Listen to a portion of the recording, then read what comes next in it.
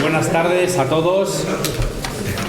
Es un placer, como la Asociación Cultural Pompaelo, poder presentar este libro de Código Penal, Fe de Ratas. Tenemos aquí al coautor, fiscal Miguel Ros Martínez, y a Sergio Gómez Salvador, que nos acompañarán esta tarde, abogado. Intuyo que muchos sois profesionales del sector, según creo intuir. Yo tengo expectativa del libro que nos puede aportar a los civiles, ¿no? que asistimos, no sé si expectantes o ojipláticos, a veces a los titulares, ¿no? que salen del Código Penal, de la justicia, de muchas veces pues retrasos, ahora es lo que está tan en boga de la ley del solo sí es sí. Pues bueno, está en boga el Consejo General del Poder Judicial. Oímos campanas, no sabemos por dónde va, y espero que dentro de este libro que nos dé un poco de luz, ¿no? Sobre todo y a los ciudadanos. Pues Miguel, adelante, o si quieres empezar tú, Sergio. Sí, buenas tardes. Yo quiero agradecer a la Asociación Pompaelo y a Miguel por haberme invitado a presentar o a ayudar a presentar este libro en la tarde de hoy. Cuando Miguel me propuso / impuso mi presencia en este acto, pues he de decir que tuve dudas, ¿no? Es decir, como casi todos sabéis, un abogado en sala solo interviene antes del fiscal, pues antes de informar en una orden de protección, que no es el caso, y también en los procedimientos de familia, que espero que no sea el caso. Pero bueno, tuve la sospecha de que podría ser algún tipo de cuestión previa de difícil explicación o cualquier otra cosa. La verdad es que no sabía por qué me lo propuso. Sobre todo porque un fiscal ejerce de fiscal las 24 horas del día, los 365 días del año. Y tuve dudas. Según me adentraba en la lectura del libro, que se titula Código Penal, Fe de Ratas, iba alcanzando la convicción, hoy plenamente ya asentada, de que estamos ante un libro de referencia para el ejercicio de la defensa al ciudadano. Y por lo tanto, de los que según mi entender, es de obligada consulta para quienes de manera habitual en el foro utilizamos el Código Penal. Quizás la idea de sus autores fuera que estuviera dirigido a jueces, magistrados, compañeros de la carrera fiscal, etcétera, incluso fuerzas de seguridad del Estado, policías, pero lo cierto, yo creo que aún muy a su pesar, es que cualquier abogado penalista va a encontrar en él las soluciones y puntos de vista mucho más que interesantes para la defensa de sus clientes. También entiendo que es necesaria su lectura para quienes ejercen la labor de información pública en el mundo jurídico y evidentemente para cualquier diputado en Cortes que quiera poner algo de orden en este caos legislativo que se ha perpetrado muchas veces con nocturnidad, alevosía, cuadrilla y a veces hasta incendio, que decía el Código Penal del 73. En este sentido nos encontramos con una obra extremadamente rigurosa en sus afirmaciones, todas ellas contrastadas con sentencias de multitud de tribunales, circulares de la Fiscalía General del Estado, artículos doctrinales, etc. Yo no quiero ocultaros que es una obra extensa porque el problema es extenso. Y puesto que se analizan hasta 72 artículos del Código Penal vigente que presentan problemas serios de redacción, de reenvíos, de vulneración de la proporcionalidad de la pena, de remisiones obsoletas, de penas sin delito, conceptos no definidos como secuestro o expolio, de penas de prisión para personas jurídicas, absurdas e incongruentes redacciones realizadas por el legislador, fruto de las más de 45 modificaciones puntuales que ha tenido el Código Penal desde el año 1995. 45, digo, hasta el día de su edición en noviembre del 2022. 46. Perdón. Como todos sabemos, con posterioridad a las últimas analizadas, que esta es la Ley Orgánica de Garantía de la Integral de la Libertad Sexual y la Ley Orgánica en materia de imprudencia sobre la conducción, se ha producido alguna más. Yo confío en que haya una segunda edición corregida y ampliada incluso, y la esperaremos con mucha esperanza. Es un libro que además tiene un prólogo magnífico de don Antonio del Moral, magistrado del Tribunal Supremo, prólogo que no quiero desvelar, puesto que es oro molido para poner negro sobre blanco el actual dislate legislativo que hay en materia penal. Como he dicho, el libro analiza con el mayor rigor esos pequeños, entre comillas, defectos del Código Penal que el legislador no quiere corregir, y ello con un fino sentido del humor que va perfilando poco a poco el carácter de sus autores. Como sabéis, tiene dos autores, uno Alejandro Tuero González, que es fiscal actualmente en Pontevedra, y otro nuestro querido amigo, quizás compañero también, Miguel Ros Martínez. Miguel Ros, que actualmente es miembro del Ministerio Fiscal con la categoría fiscal, ejerce en la sección territorial de Tudela-Tafalla, tiene un amplio currículum en el que ha realizado ya varias publicaciones anteriores, tiene reconocimientos y distinciones y premios tanto por la Policía Foral como la Guardia Civil, tiene el Premio Dorado Montero de Ciencias Penales de Salamanca y actualmente, y a mí lo que más quizás me gusta de tu currículum, es que tienes la experiencia docente en la Universidad Pública de Navarra como profesor y compañero en el máster de acceso a la abogacía. Voy terminando ya y tiempo habrá en el coloquio, después de la intervención del Ministerio Fiscal, para ahondar en cuestiones concretas. Yo de momento, de todo el libro, a modo de resumen, me quedo con una frase que dice: certifica, y este certificado, si es auténtico, hablando del delito de certificado falso, que el Código Penal necesita algo más que una apresurada revisión de chapa y pintura cada 3 meses. Dicho esto, Miguel, si nos quieres presentar tu libro. Sí, hombre, claro. Pues muchísimas gracias, Sergio, muchísimas gracias a la Asociación Pompaelo y a Miguel Cornejo por el esfuerzo que ha hecho para que yo esté hoy aquí, y Sergio y vosotros. La verdad que se agradece, y no estoy acostumbrado a que gente que yo no conozco pues me ayude tanto. Y eso me lo decía mi madre, que nunca minusvalore la gratitud de los desconocidos, y yo esto pues lo valoro bastante, que sin conocerme de nada pues hayáis hecho tanto para que este acto se celebre, porque estamos en familia, os conozco a todos, por no decir, bueno, a casi todos, por no decir a todos. Eso va a suponer para mí pues relajarme, porque no voy a venderos nada que no sepáis, no voy a contaros nada que no sepáis, y no voy a desvelaros nada que no intuyáis sobre mí, porque ya muchos me conocéis de sobra, algunos, otros menos, pero bueno, los que me conocéis de sobra ya sabéis cómo soy.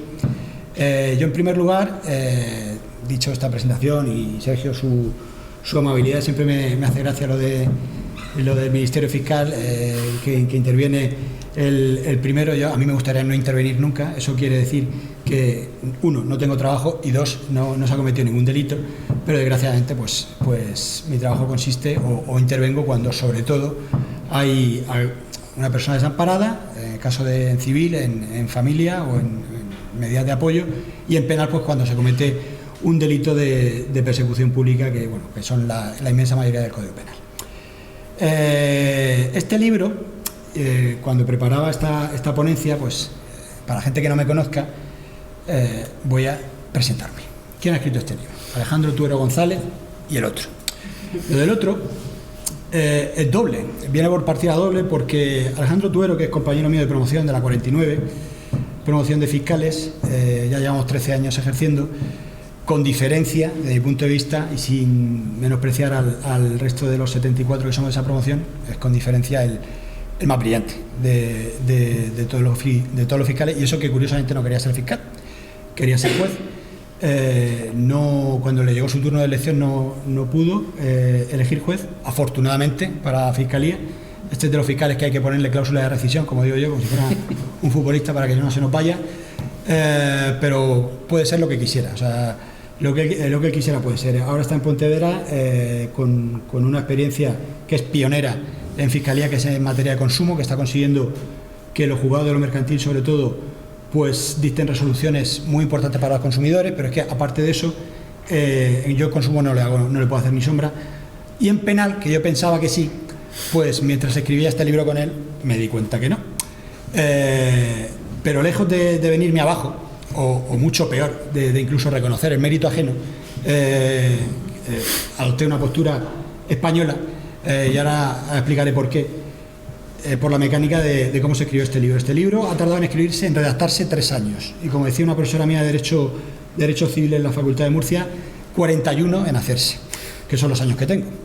3 años en redactarlo y 41 en hacerse, porque obviamente cuando uno escribe, no escribe desde cero, sino escribe a través de la experiencia, y este libro se ha escrito a partir de la experiencia, que yo muchas veces lo digo en alguna charla que doy, que Freud decía que experiencia es experimentar lo que uno no desearía haber experimentado. Y entonces cuando uno se acerca al Código Penal, y esto no habla muy bien de mí ni muy bien del código, solo he escrito entradas de artículos que me he leído, con lo cual los fallos que hay son o se corresponden con los artículos del Código Penal que yo más trato. Si estudiara más artículos del Código Penal que estudié en su día para la oposición, pues seguramente habría más fallos. De hecho, hay más fallos que no los hemos puesto porque ya nos iba a salir el Tratado de Jiménez de Asúa con 7 volúmenes y de momento, pues para no apabullar al personal, lo hemos dejado en un libro de 400 páginas y nos hemos dejado muchas cosas en el tintero. Lejos de que el legislador vaya enmendándose él mismo la plana y mejorando, pues las últimas reformas, no sé si lo sabéis, pero en 2 años se ha modificado el código 13 veces. En 2021 y 2022 se ha modificado 13 veces. El récord de modificaciones es el 2022 que terminó.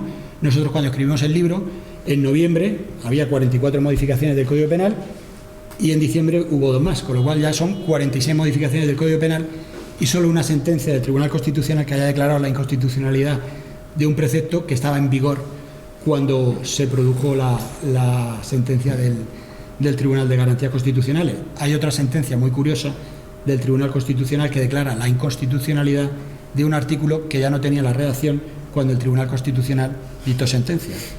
Se presentó un amparo en el año 2001 y se resolvió en el 2012.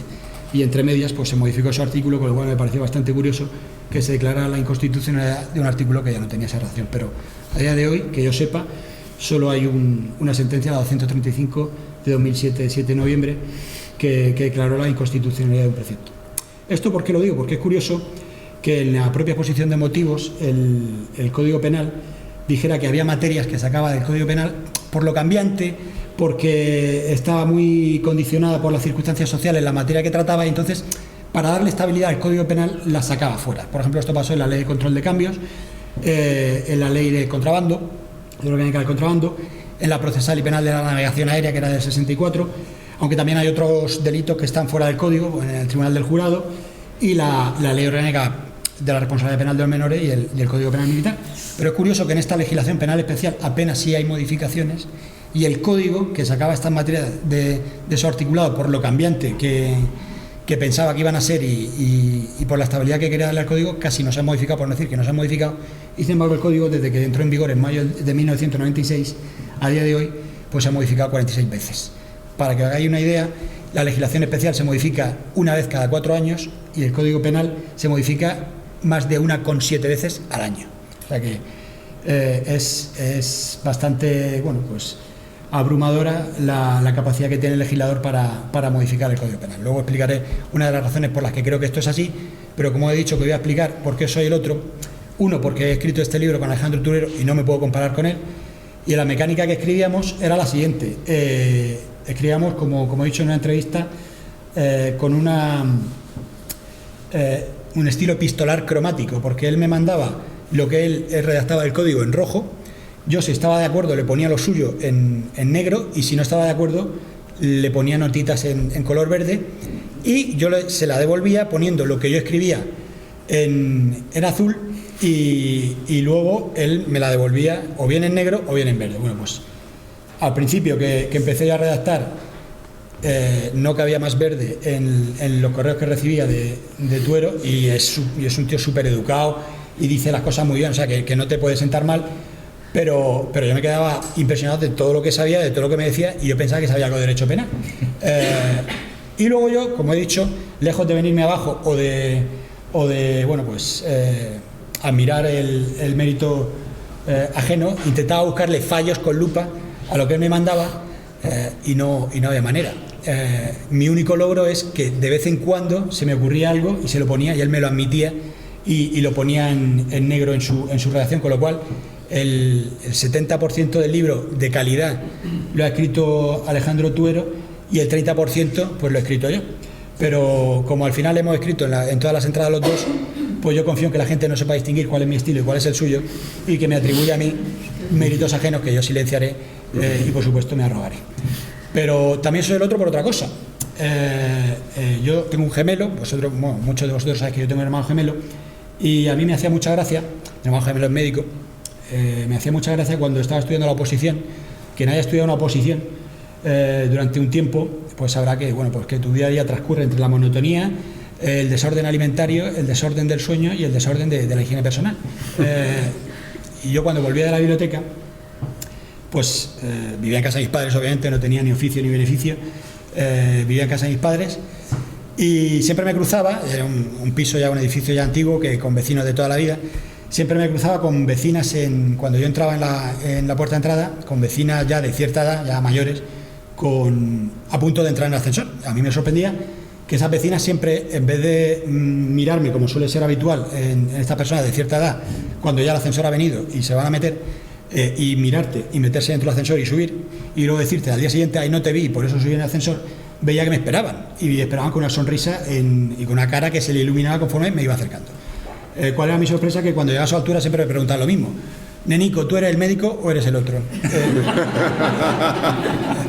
Eso me lo decían para, a continuación, preguntarme si se podían tomar las pastillas de la señora Carmen, que le venía mucho mejor para la calcificación de los huesos que las que ella tomaba según creía y según le había convencido a la señora Carmen.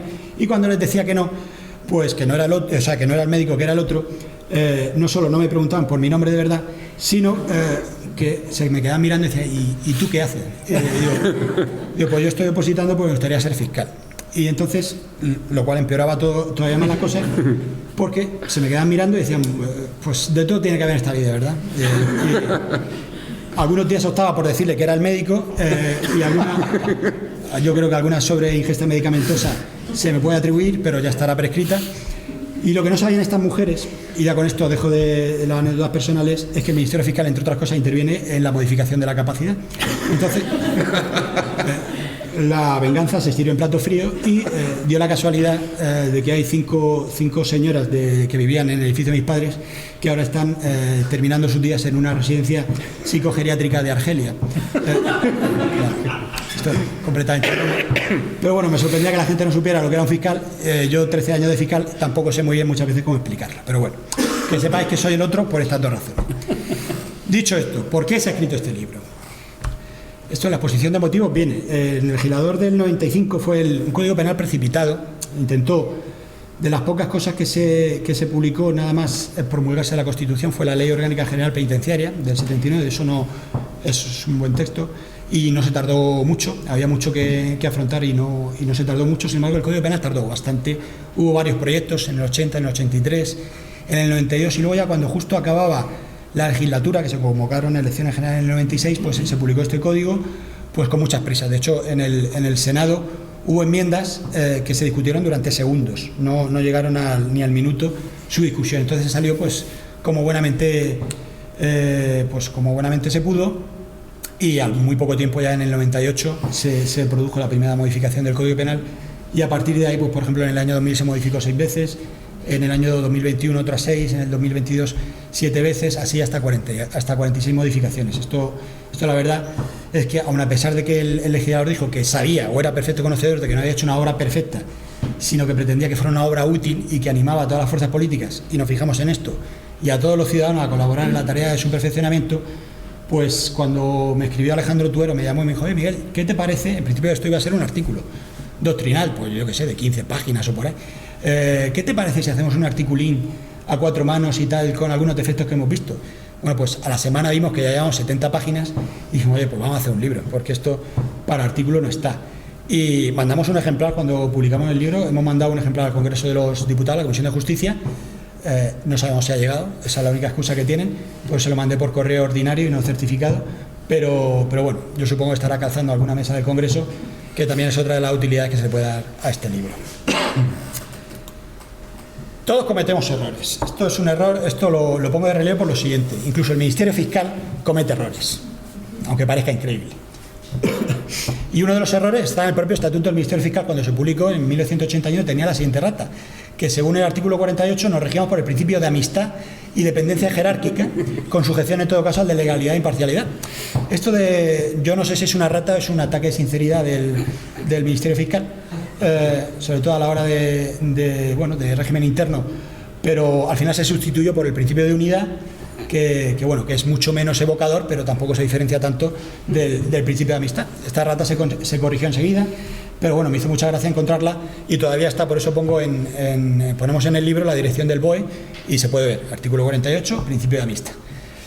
Luego hay otros errores que se cometen, como digo yo, por defecto y otros por exceso. Por ejemplo, el artículo 139 de la Ley Orgánica del Régimen Electoral General, que contempla algunos delitos, se prevé una pena de 6 a 2 años, pero no te dice de qué.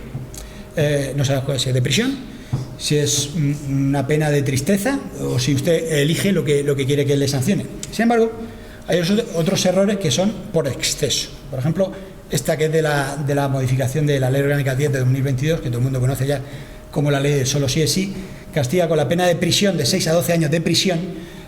Por si no quedaba claro que estaba contemplando la pena de prisión, pues lo repite varias veces. Es curioso porque cuando se inicia la reforma de una ley hay un montonazo de gente que la comprueba, que la revisa, que la disecciona y pues esta que pasó todos los trámites habidos y por haber, porque era un proyecto muy ambicioso, ha modificado el título octavo del libro segundo casi en su totalidad, pues se le ha pasado esta rata. No me meto con el tema del derecho transitorio que ha dado lugar esta ley, aunque sí que solo mencionaré un par de cosas sobre el derecho transitorio. Yo me he encontrado a veces que entre la fecha de comisión del hecho y la fecha de celebración del juicio se ha modificado 2 veces e incluso 3 veces el precepto a aplicar, con lo cual no teníamos problemas de derecho transitorio, sino, como yo decía, problemas de derecho supositorio. Teníamos que suponer qué derecho le aplicábamos a esa infracción que se había cometido y lo pasaba bastante mal a la hora de decidir.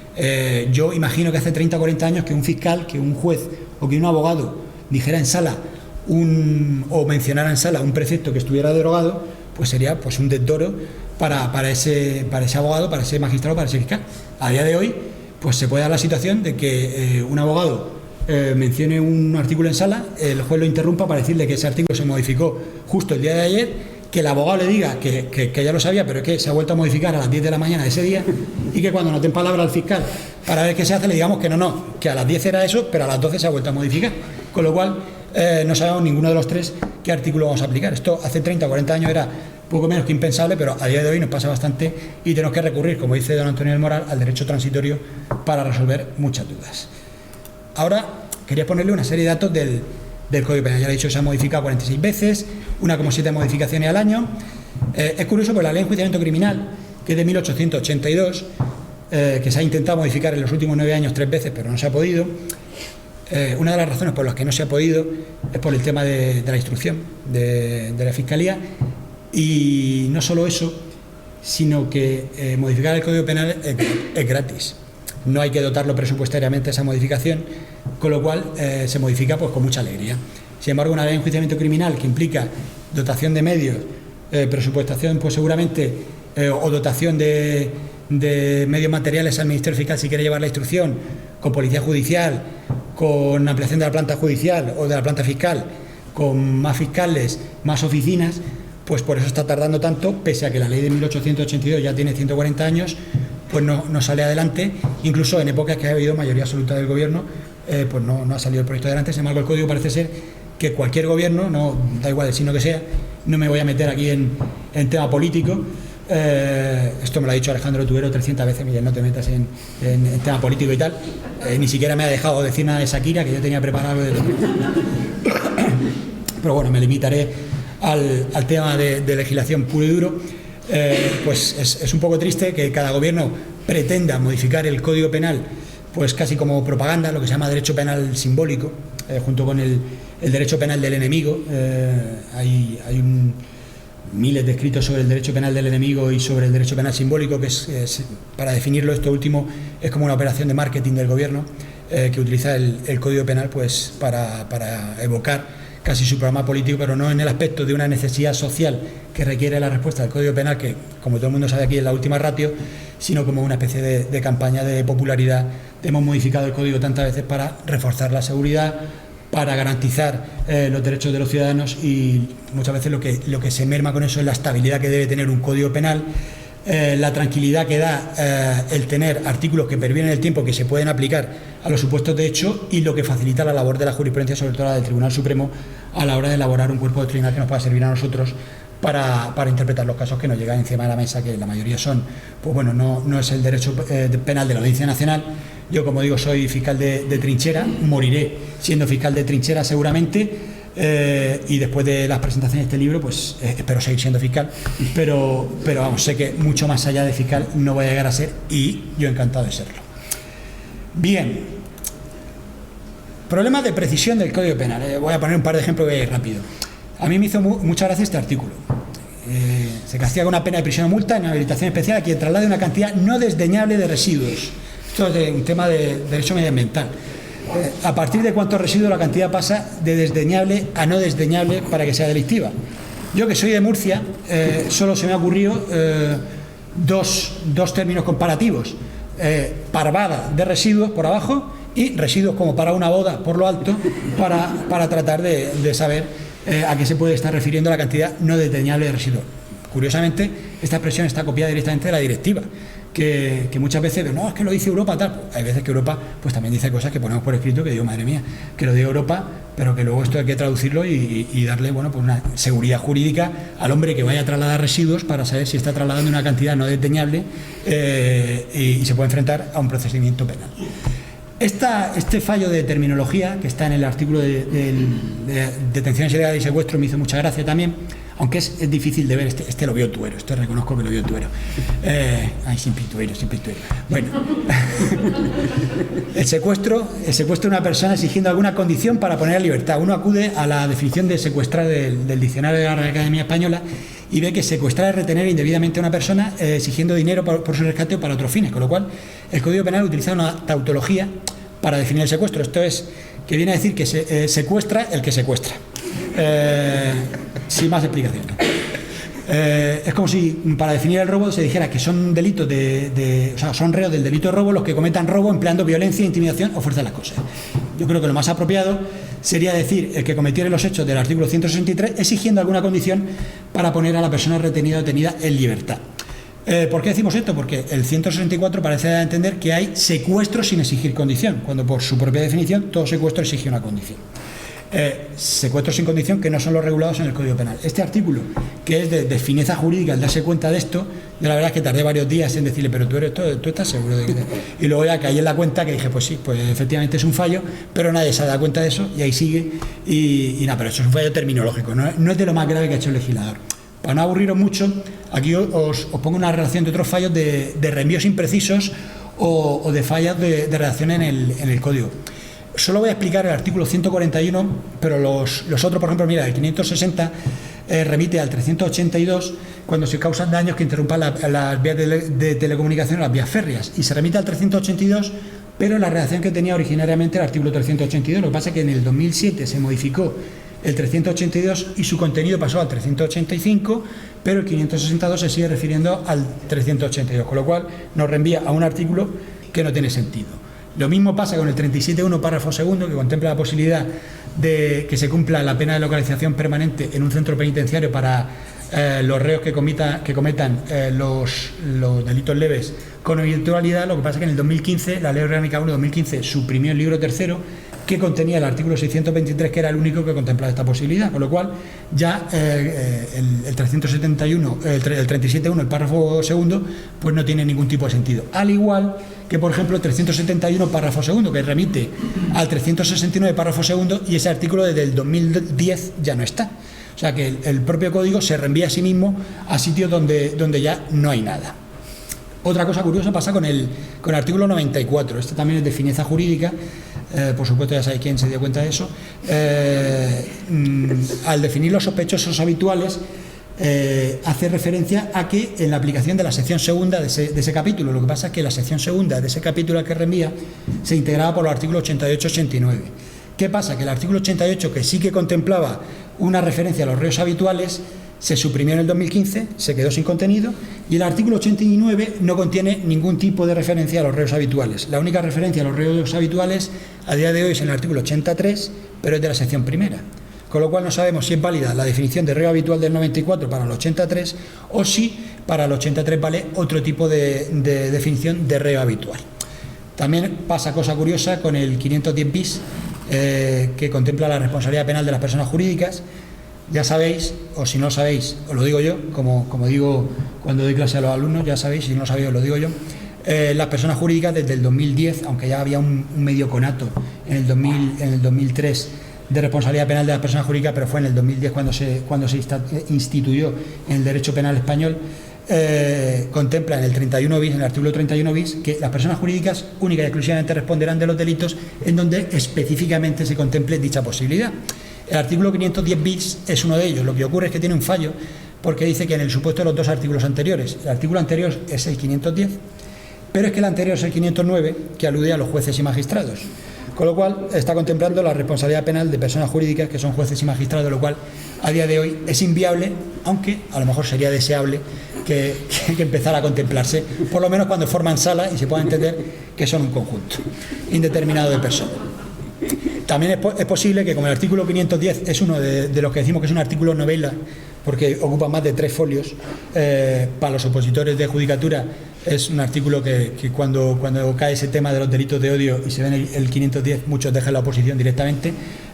Incluso uno termina de leerse el artículo 510 y no sabe de lo que va el artículo 510. Tiene que poner un posi y seguir al día siguiente para avanzar en su estudio. Este artículo 141 de esto de los fallos de remisión me hizo mucha gracia, porque muchas veces nos encontramos con la dificultad de saber o de decidir si le salvamos la cara al legislador dándole una interpretación que creemos que es la más lógica, aunque vaya en contra de la dicción literal del código, o bien santificamos la dicción literal del código sabiendo que estamos santificando una aberración jurídica. Tenemos ahí un dilema los operadores jurídicos. Y el 141 es un ejemplo, es un ejemplo que no se da todos los días porque contempla la provocación, conspiración y proposición para cometer los delitos previstos en los 3 artículos precedentes. Los 3 artículos precedentes, cuando se redactó el código, eran el 138, el homicidio, el 139, el asesinato, y el 140, el asesinato agravado. ¿Pero qué ocurre? Que en el 2015, la reforma de 2015 fue gloriosa. Si no lo sabéis, ha habido 3 modificaciones del Código Penal que en total supusieron la reforma de 611 artículos, la 15-2003, la 5-2010 y la 1-2015. Lo que pasa es que hay algunos artículos del Código Penal que se han modificado hasta 7 veces. O sea, se ve que no le gusta cómo va quedando el legislador y le va dando forma como si fuera ahí un pintor, como Antonio López, que tarda 15 años en decidir que su obra salga adelante. Pues se ve que no le gusta del todo y la modifica. Es como cuando un cani se compra un Honda Civic y al final, a los 2 meses, acaba transformándose en una nave espacial. No, es imposible de saber que era un Honda Civic en su origen, de tanta cosa que lleva. Pero ¿qué ocurrió? Que yo ya sabéis que me voy y me vuelvo, pero no preocupar. En el 2015 se introdujo el 140 bis. Entonces, si uno acude a las matemáticas, los 3 artículos anteriores eran el 140 bis, el 140 y el 139. Nos dejábamos huérfanos el 138, que contemplaba el homicidio. Digo, oiga, vamos a dejar sin sanción la provocación, la conspiración y la proposición para cometer un delito de homicidio, y vamos a seguir manteniendo que es punible la provocación, conspiración y proposición, por ejemplo, de cometer un delito de lesiones. Pues no. Pero ¿qué ocurre? Que el artículo decía lo que decía. De hecho, el Consejo Fiscal, al hilo de uno de los informes que hizo con un proyecto de reforma por un tema de prisión permanente revisable, que luego no salió a la luz, le vino a decir, oiga, no tiene nada que ver con esto que estoy informando, pero mire, le pongo de relieve esto que podéis leer. Sugiere una nueva redacción del 141 en los siguientes términos: la provocación, conspiración y proposición para cometer los delitos previstos anteriormente. Y con eso ya está todo resuelto. Pues bueno, estamos a 2023 y, como digo yo, si quieres arroz Catalina, no le hace caso ni al legislador, el legislador no le hace caso ni al Consejo Fiscal ni a nadie que se lo diga. Sin embargo, encontramos una sentencia de la Audiencia de Alicante, la Audiencia Provincial, que intentó salvarle los muebles al legislador, y me hizo mucha gracia con la referencia que da. En principio pone de relieve que no se puede hacer la analogía in malam partem en derecho penal, que esto puede suponer pues, una vulneración de derecho. Dice, pero hay una interpretación que incluye el homicidio como uno de los delitos cuya proposición es punible y que respeta el sentido literal posible del texto legal. Y es esta. Después de este razonamiento, dice el 141, habla de delitos previstos en los 3 artículos anteriores y no de delitos tipificados en los 3 artículos anteriores.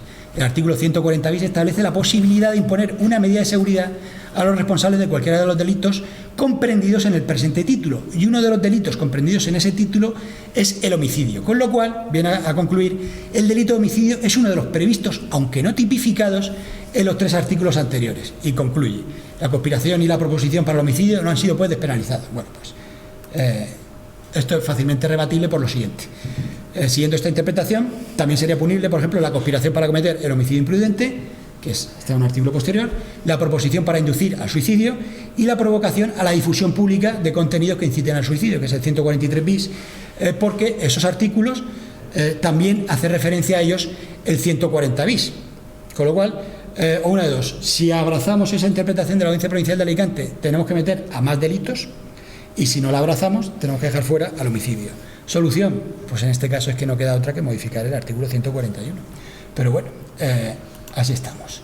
Ya pasamos a los fallos de coherencia. Voy a ir un poco rápido para que lo veáis. Esto es muy sencillo. El artículo 132 habla sobre el comienzo del plazo de prescripción de los delitos. Se modificó esta ley, este artículo, este es de los que se ha modificado 7 veces, este es de los que al legislador le gusta darle ahí un retoque de vez en cuando. Y modificó para cambiar el comienzo del plazo de prescripción de los delitos cuando la víctima era una persona menor de edad. En 2 párrafos. Para una serie de delitos, entre ellos los de delitos contra la libertad, cuando la víctima fuera una persona menor de 18 años, los términos de la prescripción se computarán desde el día en que ésta haya alcanzado la mayoría de edad y si falleciere antes de alcanzarla a partir de la fecha del fallecimiento. Lo que pasa es que en el párrafo 3º, a continuación, vuelve a mencionar otra vez los delitos contra la libertad y el plazo de prescripción es distinto. Y es desde que la víctima cumple los 35 años y si falleciera antes desde la fecha del fallecimiento. Pues bien, no se sabe si un delito que se cometa contra la libertad, pues, por ejemplo, una detención ilegal de un menor de 17 años, que se le dé libertad dentro de su minoría de edad todavía, va a prescribir cuando esta persona cumpla los 28 años o cuando cumpla los 45. Por ese error en cuanto a la mención doble de los delitos contra la libertad en ese artículo. Es curioso porque en el anteproyecto estaba bien. O sea que esto llegó a las Cortes bien y de las Cortes salió mal.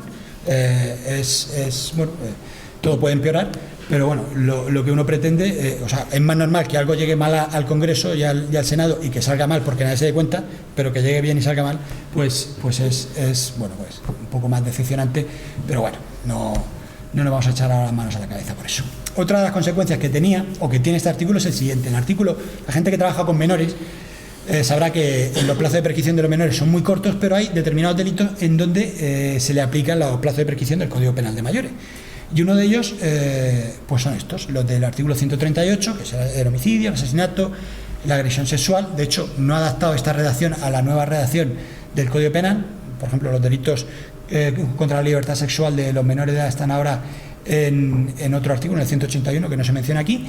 Y deja una cláusula general que dice se contemplarán o se aplicarán los plazos de prescripción del Código Penal de mayores, para que no entendamos, cuando la pena de prisión sea igual o superior a los 15 años. Bueno, pues ya el Consejo Fiscal ponía de relieve que esto puede dar lugar a que si un menor de edad con responsabilidad penal, esto es mayor de 14 y menor de 18, comete, por ejemplo, un delito como una tentativa de asesinato contra un menor de, por ejemplo, 10 años, se puede enfrentar a un expediente de menores cuando tenga 61 años por estos plazos de prescripción. Esto que va a ir a un juzgado de menores un señor que tenga 61 años para apreciarle medidas de menores. Como decimos en Murcia, ya un poco macaico, un poco carlancuo para ir a menores y aplicarle las medidas de menores, porque en el momento de comisión del hecho era menor de edad. Vaya que se puede dar el caso de que tenga esa edad. Uno de los... Voy a beber agua. Este es curioso. Lo del agravante que aplicamos todos los días, específica de los artículos 153.2, 171.4 y 5 y 173.2, que es el tema de violencia de género y violencia. Esto es violencia doméstica. Se aplican las penas en la mitad superior cuando, entre otras cosas, el delito se perpetre en presencia de menores. No que afecte a menores, sino que se perpetre en presencia de menores. ¿Qué fallos puede dar esto? Porque si un menor de edad presencia alguna de las conductas previstas en los artículos que se señalan, pues el maltrato, amenaza o maltrato habitual, se aplica la pena del tipo básico en su mitad superior. Y la situación es paradójica porque la minoría de edad se contempla como un factor de mayor antijuricidad de la conducta del autor cuando se comete una agresión o amenaza sabiendo que se actúa en presencia de un menor, y sin embargo no se contempla esa misma minoría de edad como algo que incrementa la gravedad del hecho cuando es el propio menor el que sufre la agresión, ¿no? Entonces dice, oiga, la única manera que se nos ocurrió salvar esto es considerar que cuando a un menor le están golpeando también está presenciando su propia agresión, o cuando a un menor lo están amenazando también está presenciando su propia amenaza. Lo que pasa es que esto no es serio y ya se descartó incluso por la circular 4/2003 de la Fiscalía. También nos llamaba la atención, y bueno, esto ya lo sabéis todos, que hay un montonazo de artículos del Código Penal que contemplan agravaciones cuando la víctima es menor de edad.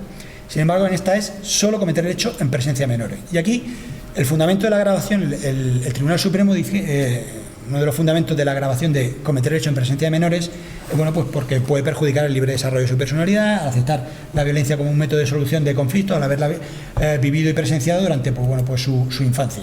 Ejemplo que ponemos para ver a lo que nos lleva la interpretación del código. Un padre que convive con dos hijos a su cargo, uno tiene 18 y otro 14, y en un restaurante el padre agrede a su hijo de 18 años dándole un guantazo a mano abierta delante de su hermano. En este caso sí que comete el delito de 153.2, concurriendo el subtipo agravado del apartado tercero por ejecutarse el hecho en presencia de un menor. Pero si ese mismo padre en ese mismo restaurante agrede a su hijo de 14 años delante de su hermano de 18, comete el delito del artículo 153.2, pero no concurre la agravación. Pues es un poco absurdo el resultado al que se llega con esta interpretación, que es la única posible, y nos alcanza a comprender cómo puede cómo presenciar una agresión puede afectar negativamente a la evolución de la personalidad del menor por interiorizar la legitimidad del uso de la violencia, y sin embargo sufrir en su persona esa agresión no compromete su evolución. El 304 bis, este me hace mucha gracia por lo siguiente. Este artículo contempla la financiación ilegal de partidos políticos, y es curioso porque en el apartado segundo contempla una pena de prisión de 6 meses a 4 años. Lo que pasa es que en el apartado quinto prevé la responsabilidad penal de persona jurídica. Dice, se aplicarán las mismas penas de los apartados anteriores, con lo cual se está previendo la posibilidad de aplicar una pena de prisión a una persona jurídica.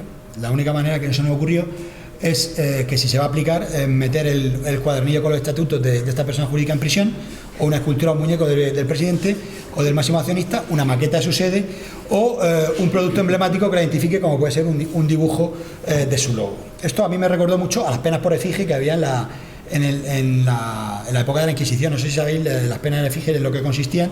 Pues mira, lo explico aquí. Muy sencillo. Cuando había una persona contumaz o fallecida que se le podía juzgar, cuando no se daba con ella porque estaba fugado o no se sabía su paradero, o bien ya había fallecido, lo que hacía el Tribunal de la Inquisición era entregar una efigie o busto de esta persona al Tribunal Civil para que la quemara en la hoguera. Si el contumaz luego aparecía, se podría celebrar un nuevo juicio y quedará suelto después de haberse quemado su efigie. Y si era el fallecido, lo que hacía era que se desenterraban los huesos y se quemaban. Ahí ya no había posibilidad de que apareciera porque ya estaban los huesos. Pero bueno, con esta redacción del 304 bis, las penas en efigie pues están todavía más cerca del derecho español. No las penas de la Inquisición, pero sí la manera que tenían de ejecutarlas, que era, curiosamente, la ejecutada no la Inquisición, sino los tribunales civiles. Pero todavía se contempla en ese artículo la posibilidad de aplicar una pena de prisión a una persona jurídica. Prevaricación de juzgado de guardia. Esto es otra de las cosas curiosas, por lo siguiente. Se prevé obviamente en el 446 delito de prevaricación, que es, como dicen en la doctrina, es el peor delito que puede cometer un juez. Para mí el peor delito que puede cometer un juez es un asesinato. La prevaricación es uno de los delitos que puede acarrear más consecuencias perjudiciales para su reputación, pero bueno, mucho más grave me parece otros delitos que pueda cometer un juez, por muy juez que sea. Contempla dos penas distintas, tres penas distintas, distinguiendo esto que subrayo. Si dictar una sentencia, ya sabéis que la prevaricación es dictar una sentencia, una resolución injusta a sabiendas de su injusticia. Si la dicta contra el reo en causa criminal por delito grave o menos grave, tiene unas penas pues bastante graves. Depende de si llega a ejecutarse o no, pero bueno, contempla hasta las penas de prisión. Si la sentencia injusta es contra el reo, pero en proceso por delito leve, tiene una pena inferior. Y luego, como a modo de cajón desastre, previó el legislador que si dictar una sentencia, una resolución injusta en cualquier otro tipo de procedimiento, pues tiene otra pena. más leve que la del apartado primero, pero el doble de grave que la del apartado segundo. Con lo cual se da la paradoja de que si un juez dicta una sentencia injusta a sabiendas de su injusticia en una causa por delito leve a favor de reo, tiene más pena que cuando la dicta en contra del reo. Esto obviamente pues es una disfunción del Código Penal, que bueno, que ya incluso se puso de relieve con una redacción que tenía anterior este código en una memoria de la Fiscalía. Ya sabéis, aquí tengo una compañera que es fiscal, ya sabéis que las circulares, las consultas y las instrucciones solo vinculan a los fiscales que se las leen, aunque en puridad nos tendrían que vincular a todos. Y en la memoria que publica todo el año la Fiscalía, en una del 2000 ya se ponía de relieve esta redacción y esta incoherencia, pero bueno, está ahí y todavía no se ha solventado. Bueno, esto es la explicación. Este me hace mucha gracia. El delito de obstrucción a la justicia, si lo sé no vengo.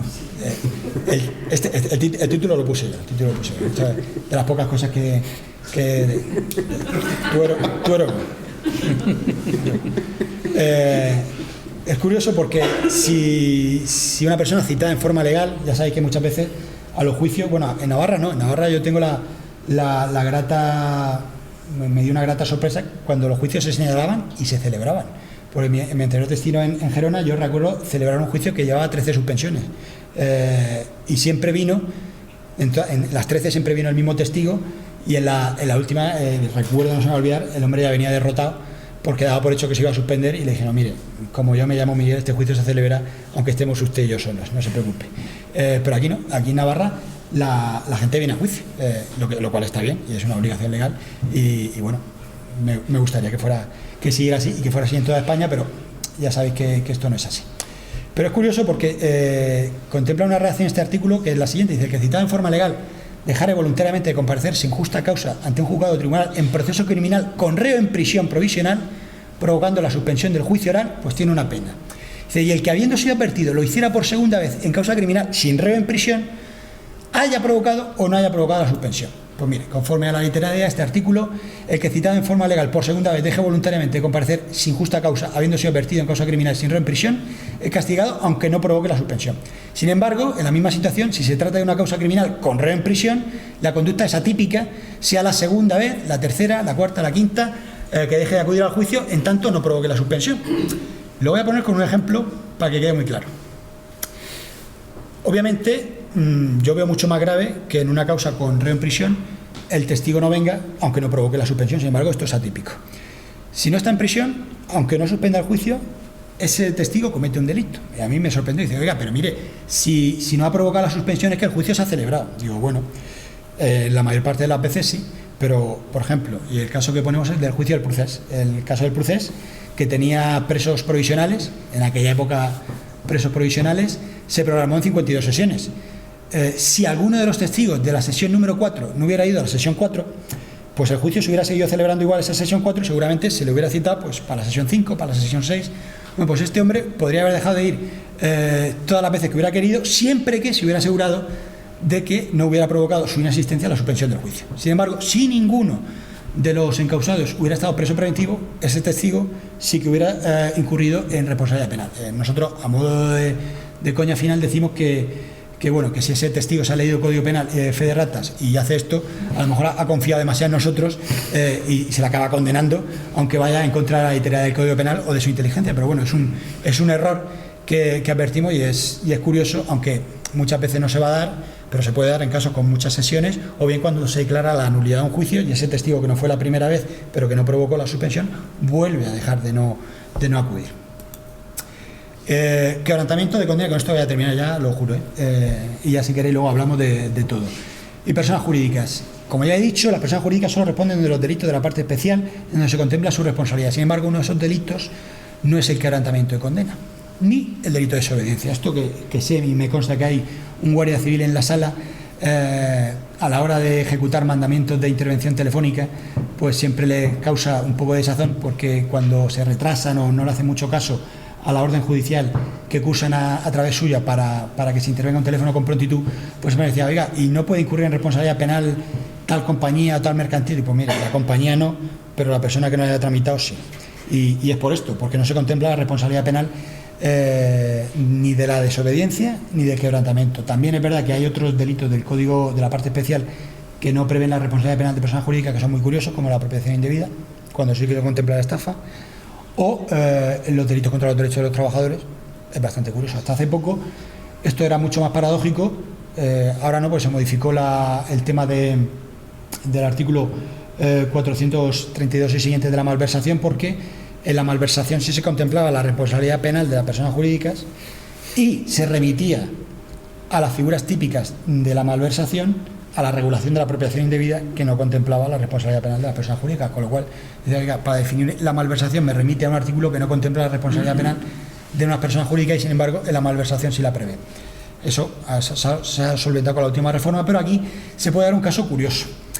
Que se condene a una persona, por ejemplo, a una persona jurídica por un delito medioambiental, por haber extraído de manera ilícita, que se dedique a las labores de extracción de minería de plata y en la ejecución de esa actividad pues provoque un daño al medio ambiente y se le condene por ello, y una de las penas que se le puede aplicar a esta persona jurídica es la prohibición de realizar esa actividad en X tiempo, por ejemplo en 10 años.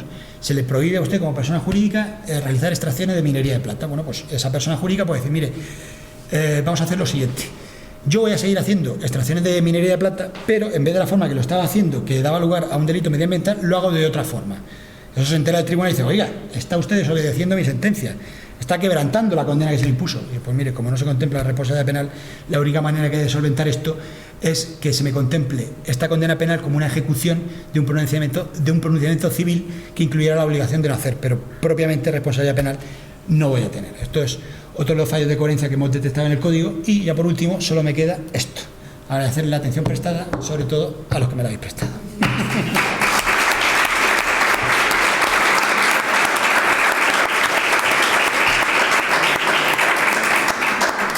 Pues si quieren podemos pasar a un turno de preguntas, pero me quiero reservar formular la primera pregunta, sí, que igual es la más importante. ¿Dónde podemos adquirir el libro? La mayoría de los que están aquí ya lo tienen. Sí, os reís, pero lo tenéis gratis. Lo podéis, si queréis volver a comprar, a regalar vuestra amistad. Este es un libro.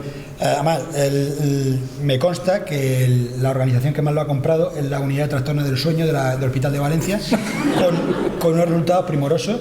De hecho, están dados de alta a la gente. Las camas están libres.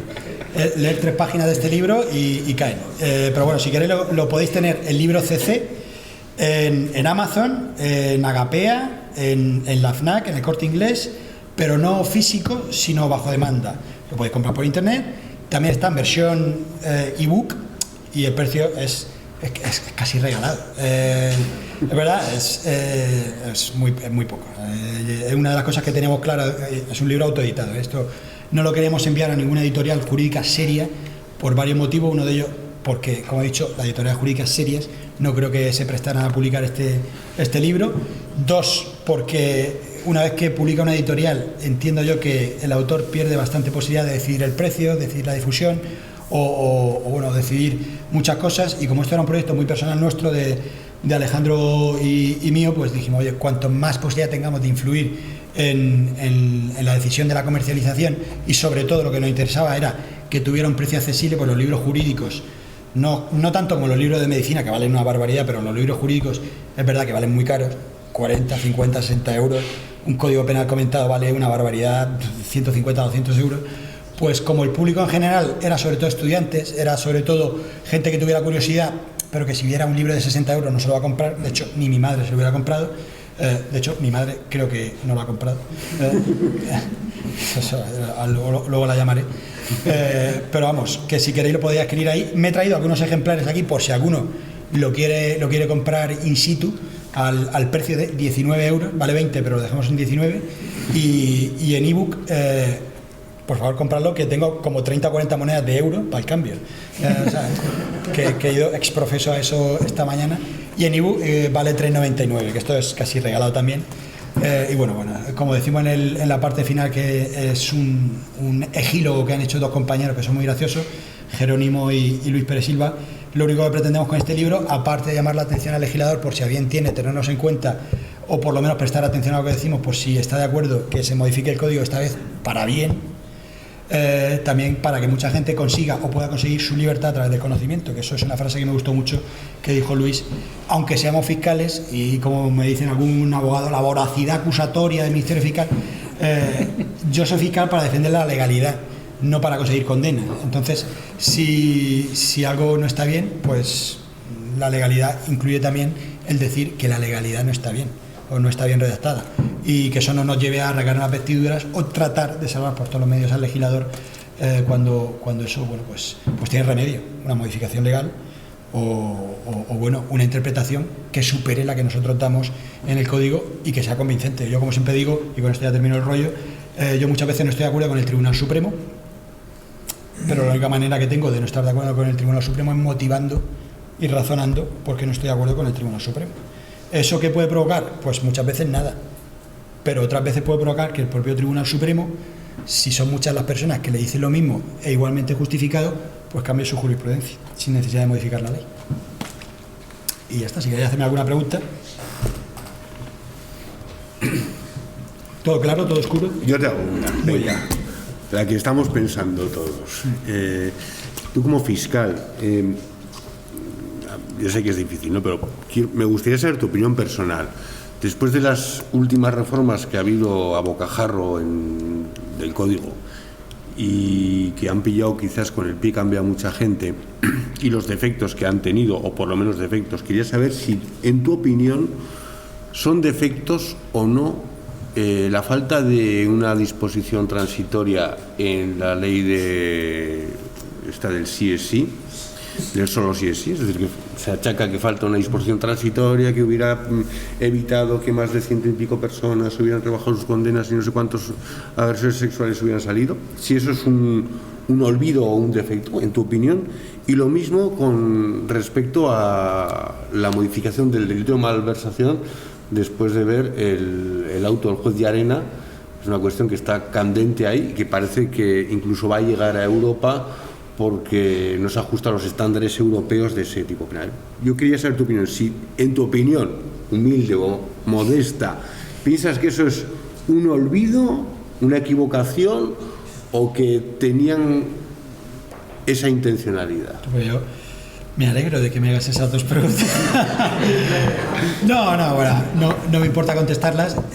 Yo lo único que te puedo decir es que no lo sé porque no estaba allí. O sea, cuando se redactó estas leyes, yo no estaba ahí diciendo, pero esto es apuesta o esto que no ha habido nada. Bueno, pues no pasa nada. Yo lo que sí que creo, y es verdad, que cuanto más seguridad jurídica haya a la hora de publicar una ley, esto es, no todas las audiencias ni todos los juzgados están interpretando igual el tema de las disposiciones transitorias de la RK 10 del 2022. Hay audiencias que sí que están apreciando o rebajando las penas, hay otras que contemplan la posibilidad, como la de Navarra y creo que la de La Rioja, creo que también la posibilidad de no modificarlo siempre que la pena que se pudo imponer o que se impuso en su día se puede imponer con la misma redacción.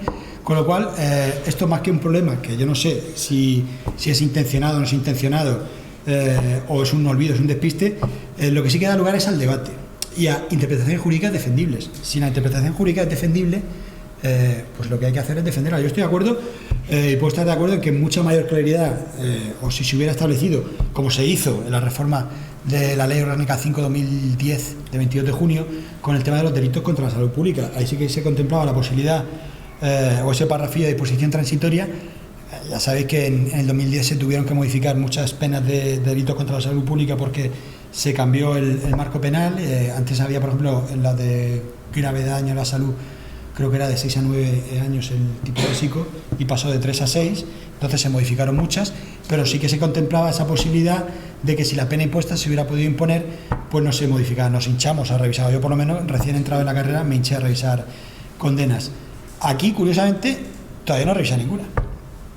Entre otras razones porque la audiencia está de oficio, está revisando las sentencias, pero lo preocupante es que si hubiera una interpretación que no hubiera lugar a la duda, o sea, si hubiera una redacción que no hubiera lugar a la duda, no se darían distintas interpretaciones que son jurídicamente defendibles.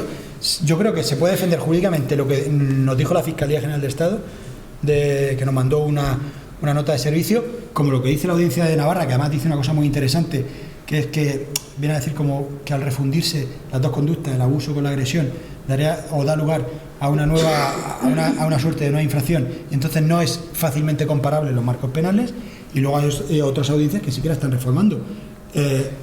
Aquí no es decir, una están prevaricando y la otra no están prevaricando. Lo que pasa es que están tomando interpretaciones jurídicamente defendibles sobre un problema que no sería tal si no hubiera ninguna duda. O sea, que no es que sea, yo no sé si es un olvido, si lo han hecho adrede, si la técnica legislativa es muy mala, pero si de verdad querían que no hubiera habido este problema, pues con una reacción más clara, seguramente todos los tribunales hubieran hecho lo mismo. Yo no sé si te he contestado, pero de ahí no me vas a sacar. Y luego lo de la malversación, pues los 3/4 de lo mismo, pero yo creo que la malversación sí que contempla la disposición transitoria con una reacción idéntica a la de la Ley Orgánica 5/2010 cuando se reformó. Lo que pasa es que, bueno, por ejemplo, aquí poco hay que revisar. Si, por ejemplo, ha suprimido el delito de sedición, poco hay que revisar. ¿Sabe? No está, pues no hay que revisar. Pues ya está. Pues ya está. Y otra de las cosas, aunque parezca mentira que lo diga un fiscal, muchas veces la gente piensa que se pena poco, es que está poco penado, es que esta conducta tendría que tener mucha más pena y tal. Bueno, un mensaje que todos de aquí lo sabéis. Hay muchos países democráticos que tienen la pena de muerte y no por eso reducen la comisión de hechos delictivos. O sea, lo que pasa es que lo que no podemos mandar es el mensaje de donde antes se castigaba con 20 años, ahora se castiga con 30 y ya veréis como dentro de 2 días ya nadie comete este delito. Eso no se puede mandar a la sociedad ese mensaje y que luego el siguiente gobierno que entre, pues 30, 40, que ya verás que menos todavía, y 40, 50, la permanente revisable, y al final que se sorprenda de que se sigan cometiendo delitos. Digo, oiga, pero si es que está castigado con la permanente revisable, digo, ya, y con la pena de muerte en Estados Unidos, y tienen un índice, por ejemplo, hace poco leí una estadística, hay 2.000 asesinos en serie en Estados Unidos, y en muchos estados tienen la pena de muerte. ¿Cuántos tiroteos hay en Estados Unidos con múltiples víctimas? Y tienen pena draconiana. O sea, por ejemplo, en el estado de Alabama, el robo a una persona vulnerable tiene una pena de 4 a 99 años de prisión. Y lo más gracioso es que ahí no están limitados por la petición del fiscal. El fiscal puede pedir 15 y su señoría, señor Johnson, poner 60 y se queda tan ancho. Y sigue habiendo robos a personas vulnerables. O sea que muchas veces hay que retrotraerse. O sea, el derecho penal es lo último que queda al final del túnel cuando todos los mecanismos de protección social han fallado. Y no es una respuesta mágica. El derecho penal no soluciona problemas sociales. El derecho penal es lo único que nos queda cuando ya no queda nada, pero eso no va a provocar que su modificación constante haga que la sociedad cambie. Si se modifica la educación, se modifican las condiciones de la sociedad, si se modifica, bueno, pues los valores que tiene cada sociedad, pues seguramente se cometerán menos delitos y seguramente los delitos contra la libertad sexual, que mucha gente critica que no están suficientemente penados, pues muchas penas de los delitos contra la libertad sexual se solapan con el homicidio y con el asesinato. Entonces, y es un delito gravísimo, los delitos contra la libertad sexual me parecen gravísimos, igual que el homicidio, igual que las lesiones con deformidad, o igual que las grandes estafas y tal, pues son delitos muy graves. Lo que pasa es que la gente no se le puede vender esa falsa idea de que con más pena se soluciona todo y encima todo gratis, porque el Código Penal reformarlo es gratis. De hecho, toda la reforma del Código Penal, dotación presupuestaria, 0 patatero. ¿Algo más? ¿Todo claro, todo oscuro? ¿Sí? Yo tenía dos cosas. Una, he estado viendo en Amazon el libro, pone debe ser otro formato, porque pone que ahí pone a tu compañero y además... Sí, hasta Amazon pone Alejandro Tuero y otro. Más. Debe ser. Y yo te quería preguntar, que seguro me dirás porque no sabes o no sé, pero por poner en contexto esta situación del Código Penal que nos has escrito y tal y cual, ¿esto tiene parangón en Europa? ¿Es una cosa habitual? Supongo el tema de la diarrea legislativa, la legislación motorizada que hablan los administrativistas, que cuando yo estudiaba la carrera, ¿se está replicando en otras partes? Lo hacen todos. Todos. En Italia, Francia, Alemania. Modificar el Código Penal es lo que abre los titulares de muchos periódicos. Sí, además es que se vende muy fácil electoralmente, vamos, creo yo que si cada reforma supusiera un coste brutal, pues se reformaría menos porque hay que dotarla presupuestariamente, pero es que esto es gratis. O sea, que es más una manera de hacer política. No, esto no es de España, ¿eh? Esto es de las pocas cosas que no es de España. O sea, esto no tenemos la patente, esto es en general y en butaca. Todos los países modifican. De hecho, en Estados Unidos, a mí que me gusta mucho el tema este del inicio de la criminología, de entender un poco el delito y tal, Giuliani, el alcalde que luego fue alcalde de Nueva York, que era fiscal antes, este fue de los que inició la política de tolerancia cero en Estados Unidos, pues, un mecanismo para venderlo a la sociedad, pues endureciendo la represión de la pequeña delincuencia, con mayor dotación de la policía, castigando, por ejemplo, a los grafiteros, a los rateros del metro, etcétera, etcétera. Y entonces Estados Unidos no tienen tanta legislación penal, además es bastante complicado el sistema, pero a las campañas se presentaban como: yo voy a acabar con el delito con esta reforma, con esta reforma y con esta reforma. Eso vende. O sea, el luchar contra el delito vende, la lucha contra la droga vende. Todo lo que sea proyectar la imagen de si conmigo, si me votáis a mí o si yo llego al poder, esto se va a acabar, pero es que da igual quien lo diga, es que no se va a acabar. O sea, la gente no. En el 2060 España no va a ser un país cero delitos, free crime. O sea, habrá más repunte, menos repunte, pero en todos los países hay delitos. Incluso las dictaduras más execrables se cometen delitos. Y lo que me choca es que la gente se piense que eso se puede solucionar. O sea, de hecho, una de las funciones de la criminología es informar a los gobernantes de mantener la delincuencia a través de distintas medidas dentro de unos márgenes tolerables. La delincuencia, a ver, lo importante es que se mantenga dentro de unos márgenes tolerables. Lo que no puede ser, ya con esto termino el rollo, por ejemplo, España, nos lo venden aquí como si estuviéramos en el apocalipsis del delito, que sales de aquí y te atracan y te estafan por internet, y cuando no te agredan y tal. Porcentaje de homicidios, muertes violentas al año en España por 100.000 habitantes, 0,63 personas. La ONU considera zona de guerra a partir de 12 personas. San Pedro Sula, de Honduras, 125 por 100.000 habitantes. En Estado de Estados Unidos superan las 20 por 100.000 habitantes. O sea que no mandar el mensaje alarmista, que se puede hacer mucho más por luchar contra el delito, claro que sí, pero es que muchas medidas no son penales para luchar contra el delito. Pero esas cuestan mucho dinero y mucho tiempo. Ver los resultados, además, es que es inmediato. Estamos viendo el tema de la violencia contra las mujeres. Es decir, que por muchas políticas, por muchas penas, el ascenso de por lo menos de los asesinatos es muy pequeño. Sí, bueno, vamos a ver, ojalá no matar a nadie. Lo que no podemos pretender es decir, va a haber en el 2023 0 fallecimientos. Es que eso no va a pasar, desgraciadamente no va a pasar, pero es que tenemos que vivir con eso. O sea, lo que tenemos que hacer es mantener y hacer todo lo posible para que sea nulo el tráfico. Yo me acuerdo que cuando era pequeño, morían 3.000 personas al año en tráfico, 3.000 y pico, 4.000. Ahora, si llegan a 1.000, es un año nefasto. Pues se ha hecho mucha cosa en tráfico para mejorar eso. Sigue habiendo 1.000 muertos de tráfico, ¿eh? Entonces, ¿sigue habiendo 1.000 muertos de tráfico? ¿O antes había 4.000 y qué hemos hecho para que haya 3.000 menos? Pues yo creo que ese es el camino. El ver qué se puede hacer para reducirlo dentro de unos márgenes tolerables. No vender la idea de que yo voy a acabar y va a haber 0 delitos. ¿Algo más? Pues nada. Pues se levantará la sesión, digo yo, ¿no?